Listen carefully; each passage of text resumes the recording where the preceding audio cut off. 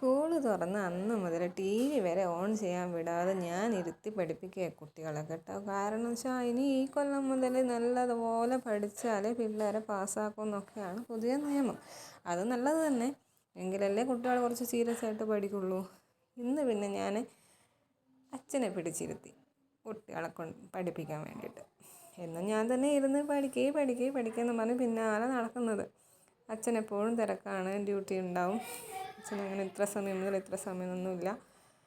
ആൾ KSEB guest ഹൗസിലാണ്. അപ്പോൾ പിന്നെ അവിടെ 24 hours ഡ്യൂട്ടി ഉണ്ട്. വേറെ ആൾക്കാരുണ്ട്. അപ്പോൾ അവിടെ തിരക്കില്ലാത്ത സമയങ്ങളിൽ ഇതുപോലെ വന്ന് പിള്ളേർക്ക് എന്തെങ്കിലും പറഞ്ഞു കൊടുക്കും. അപ്പോൾ അച്ഛനും മക്കളും അവിടുന്ന് പഠിക്കട്ടെ. നമുക്ക് കുറച്ച് അടുക്കളപ്പണിയുണ്ടേ.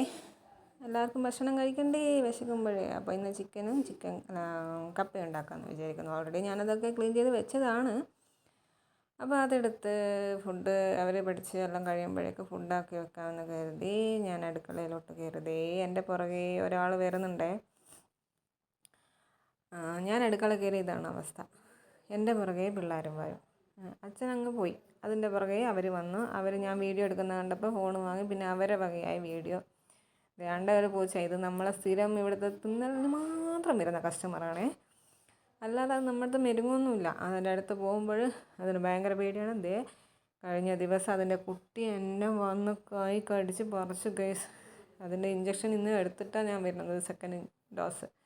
ഇതിൻ്റെ കുട്ടി ഞാൻ മുമ്പേ ഉള്ള ഒരു വീഡിയോയിലൊക്കെ ഒരു പൂച്ചക്കുട്ടിയുടെ വീഡിയോ ഇട്ടില്ലായിരുന്നു. അത് പിന്നെ ഇതിൻ്റെ ആദ്യത്തെ കുട്ടിയാണ്. പക്ഷെ പാവം ചത്തുപോയി. വലിയ സങ്കടമായിരുന്നു.